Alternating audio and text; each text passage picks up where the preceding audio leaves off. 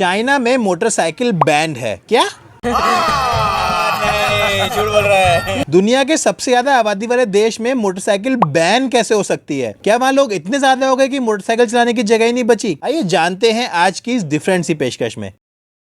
दोस्तों, चाइना एक developing country है। अब जब चाइना में इतनी जबरदस्त पॉपुलेशन बढ़ी तो लोगों को डेली लोकल कम्यूट करने के लिए नए नए ऑप्शंस की जरूरत पड़ी। अब कार्स, बसेस, पब्लिक ट्रांसपोर्ट और टू व्हीलर्स अच्छा खासा पॉल्यूशन करते हैं और ज्यादा पॉपुलेशन, ज्यादा इन गाड़ियों की संख्या, तो सड़क पर चलने में भी ज्यादा दिक्कत। तो भाइयों, जुगाड़ का नाम है चाइना और जुगाड़ू मतलब चाइनीज। उन्होंने इन समस्याओं का जुगाड़ निकाला ई बाइक के रूप में। अब ई बाइक ही क्यों? पहला, वो बहुत सस्ती आती है। दूसरा, उसकी स्पीड भी ठीक ठाक होती है। तीसरा, उनसे पॉल्यूशन कम होता है। चौथा, वो हल्की होती है।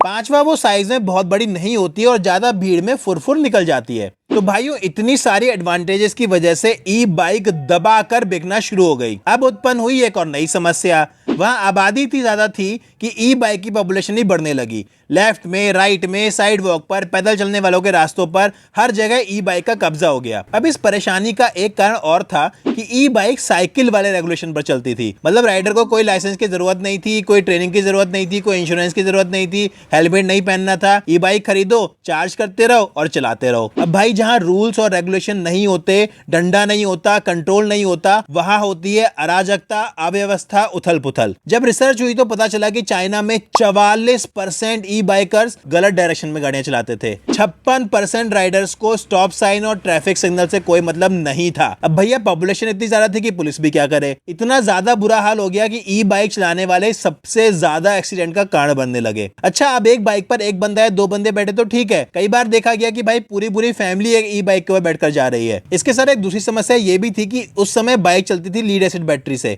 जिसे बनाने के लिए लीड की माइनिंग करनी पड़ती थी। अब लीड एक बहुत ही खतरनाक एलिमेंट है और एनवायरनमेंट को बहुत ज्यादा नुकसान पहुंचाता है। तो भैया, चाइनीज सरकार जाग गई और 10 बड़े शहरों में, जिनमें बीजिंग, शंघाई, ग्वांगझोउ और शेनज़ेन शामिल हैं, वहां ई बाइक को बैन कर दिया। खैर, अगर कोई और भी ऐसे स्टैट्स देखता जिसमें 31,404 एक्सीडेंट्स ई बाइक्स की वजह से हुए हैं, जिसमें 113 लोग मर गए, 21,000 लोग घायल हुए, जब कोई देखता कि 4 मिलियन ई बाइक्स हो गई हैं, जब कोई देखता टोटल एक्सीडेंट्स में से 37% इंजरी ई बाइक्स की वजह से हुई है, क्योंकि कोई रेगुलेशन नहीं है, कोई रूल नहीं है, कोई कंट्रोल नहीं है, तो कोई भी समझदार जाग जाएगा। तो चाइना में मोटरसाइकिल बैन हुई सिर्फ ई बाइक, और वो भी बड़े शहरों में। तो 100 बातों की एक बात, पॉपुलेशन चाहे इंसानों की हो या गाड़ियों की, अगर जरूरत से ज्यादा बढ़ जाए और अनरेगुलेटेड हो जाए और रूल्स के साथ खिलवाड़ करने लगे तो बहुत खतरनाक हो जाती है। और ऐसा ही करना पड़ता है जैसा चाइना ने किया। मैं उम्मीद करता हूं कि आप लोग अपनी राइडिंग को एंजॉय करते होंगे,